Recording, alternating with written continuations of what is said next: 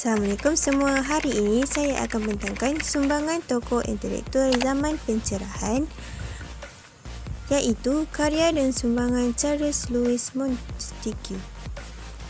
Pendahuluan. Charles Louis Montesquieu iaitu Charles LM dilahirkan pada 18 Januari 1689.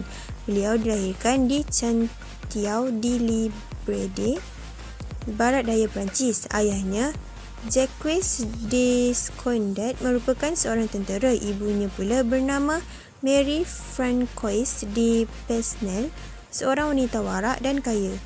Montesquieu bersekolah di Catholic College of Juigny dan melanjutkan pelajaran di Fakulti Undang-Undang di Universiti Bordeaux dan berjaya menjadi seorang peguam pada tahun 1708.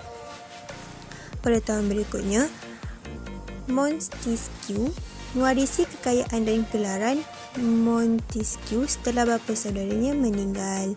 Beliau menghasilkan 3 karya yang terpenting iaitu Lettres Persans pada tahun 1721, The Consideration on the Cause of the Grandeur and the Candidate of the Romans pada tahun 1734 dan Spirit of the Laws pada tahun 1748. Beliau meninggal dunia pada 10 Februari pada tahun 1775. Karya yang pertama ialah karya Lettres Persans pada tahun 1721. Lettres Persans pertama kali diterbitkan pada tahun 1721 ketika Montesquieu berusia 32 tahun. Buku ini bercerita tentang 3 orang Persia yang bernama Uzbek, Rika dan Redi yang mengembara ke Eropah untuk mempelajari gaya hidup dan adat istiadat di Eropah. Terjadilah penulisan surat menyurat antara mereka dengan keluarga Persia. Buku ini berisi surat-surat tersebut, tepatnya berjumlah 161 surat.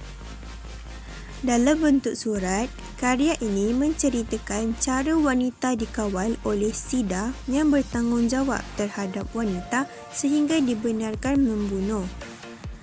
Pemerhatian kedua-dua pengembara ini tentang masyarakat Perancis dan perspektif mereka sebagai orang luar juga digarap dalam karya ini.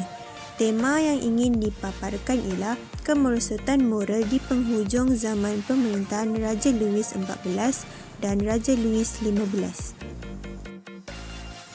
Karya yang kedua ialah karya The Consideration on the Cause of the Grandeur and the Candidate of the Romans. Karya ini diterbitkan pertama kali pada tahun 1734 di Amsterdam. Karya ini mengenai sejarah kebangkitan, kegemilangan dan kejatuhan kerajaan Rom.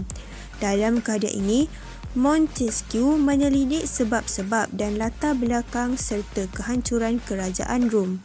Beliau menyatakan bahawa untuk memahami kegemilangan dan kehancuran sebuah empayar, seseorang harus memahami masyarakatnya.